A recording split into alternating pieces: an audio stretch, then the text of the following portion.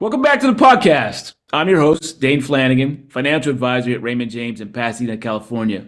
Today we have with us a special guest, man, somebody I consider a whiz kid when it comes to the financial industry. I want to welcome in Deric Wild, financial advisor at Raymond James as well, and also my business partner. Deric, say hello.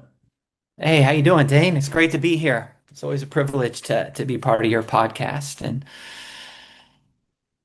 thank you for having me. Hey, man, it's a pleasure. Deric, tell us a little about yourself. Why did you move to California?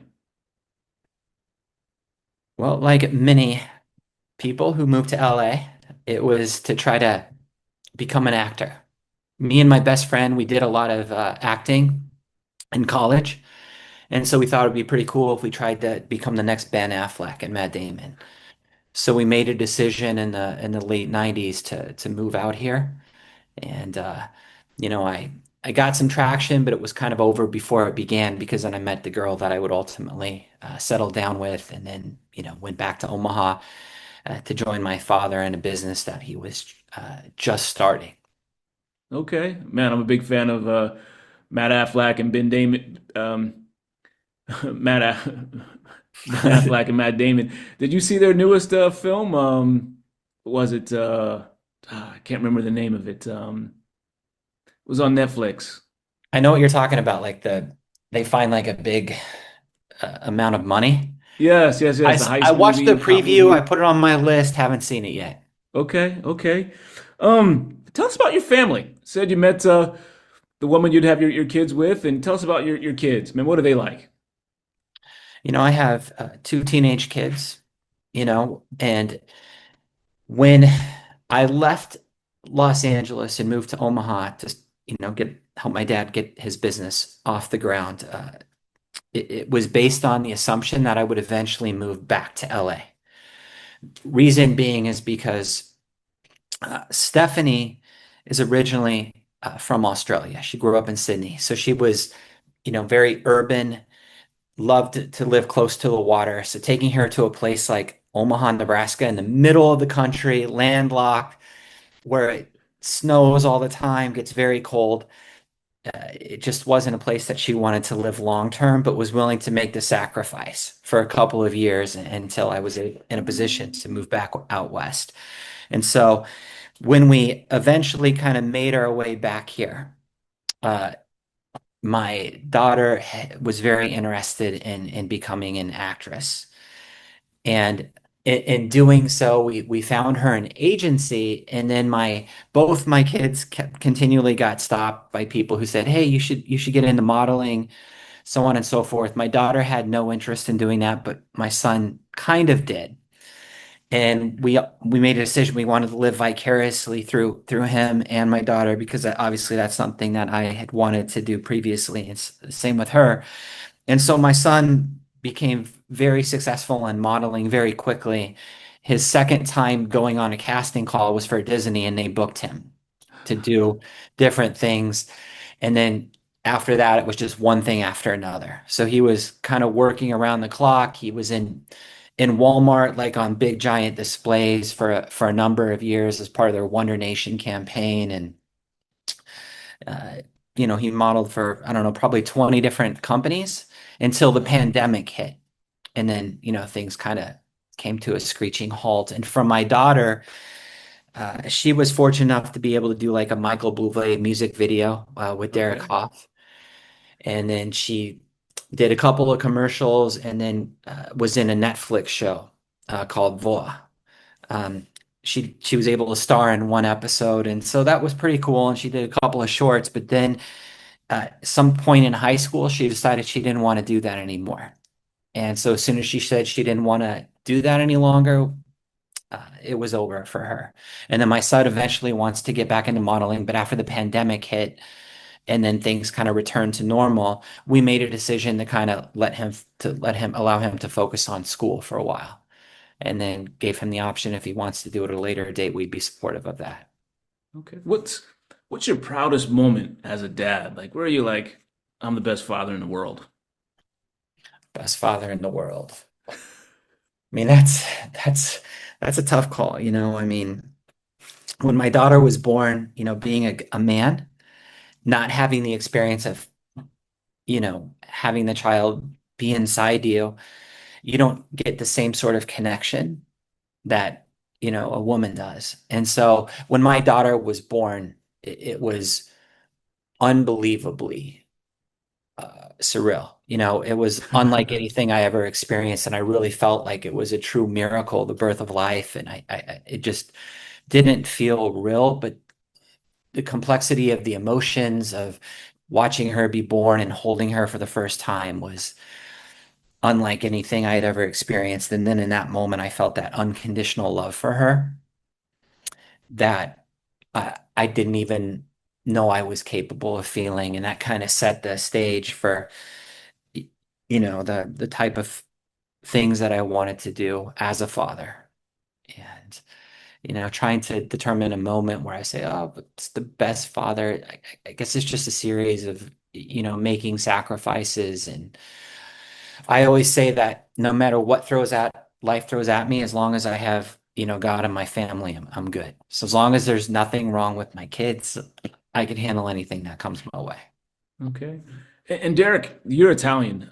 Do you speak Italian? Uh, parlo italiano. You know, I spoke it really well when I was younger because, growing up in an Italian family, my grandparents would speak it around me on occasion. And so I kind of had a pretty good foundation early on. And then I made a decision to move to Italy immediately following college. And it was there that I really was able to kind of, hear the words, practice it day in and day out. And by the time I had left Italy, I pretty much could say anything that, came to my mind. And I didn't have any issues understanding anything that people were talking to me about. But, you know, immediately upon leaving Italy, came to LA, and a little bit over time, I just kept losing more and more of my ability to speak Italian. So there's not a lot of Italians living in Los Angeles. And then I didn't know that, I thought once I learned how to speak it, that I would always be able to speak it. And I learned that's not the case. But I have every intention of trying to recapture fluency, before it's all said and done. Tell us about your time in Italy, man. What was that like? What's it like to live in a different country? What was Italy like? It was the best thing I could have eany done. And anytime I speak to any kids that are looking to travel abroad, I always encourage them to do that because it's just such a unique experience. And for me, I wanted to kind of have a better connection with where my mom's side of the family comes from. Mm. And I felt like living there would really give me an understanding of their culture. And being in my early 20s, uh, Italy is a place of creative inspiration because everywhere you are, you feel like you're in a different day and age. And when I first went to Italy as a child, and I got to go to Vatican City and see the Vatican Church. I was mesmerized. I was speechless because the artistic magnificence of that place is so unlike anything that you'll ever see in the United States. And I always kind of look at it like this. Go, if you were to go back in time and show everybody like, oh, this is a computer and this is an iPhone and these are apps, they would just be blown away. Like, wow, what that. It's the same kind of thing because nobody today could create something like that. And to think that, Mm. oh, Michelangelo spent better part of his life, painting the ceiling of the Vatican Church, and then all these divinely inspired, artistic innovations and architectural innovations that were made during the Renaissance, you know, you could see it all over Italy. And, being in a place like Florence really made me feel like I wanted to you know, do something creative. And Okay. Tell us, what do you do for fun? Like, what is that creative juice that you have in you now? Like, where do you like to have fun on the weekends? Like, what do you do? to kind of recharge the batteries, I consider myself to be part extrovert and part introvert. In business, I'm an extrovert, but in life, I'm more of an introvert.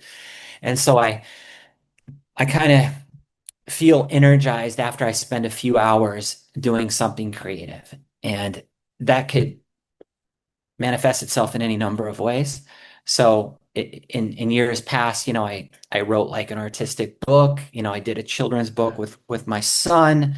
I love to paint different things. I like to create in anything. Like it could be like something on the computer, it could be something on a canvas. There's really no limitations. I kind of like to jump from one thing to another because part of the creative experience is kind of learning how to do things new and then trying to keep doing it until you get it right. And then it's like, boom, I did it. And now it's like on to the next, if Okay. you catch my drift. Hey man, talking about starting anew. If you could do it all over again, go back to 1995, what would you change? When I think back on my life, I think that everything happens for a reason. So as much as I would like to go back and change things, I wouldn't. However, if I could, thinking about things that I should have done that I didn't, um, when I was in high school and when I was in grade school, my parents had always put me in computer classes because they're like, oh, computers, it's going to be the future. You need to learn as much as you can. So like I learned uh, a little bit about programming when I was in grade school, and then I was one of the first kids on the block to have like a computer because my dad was very much into electronics, and so in middle school and high school, I would take like computer science classes, and I would learn like how to code. And for me, it was just kind of like playing a video game. Like, okay, I'm going to figure out how to code and make a Roman numeral calculator or something.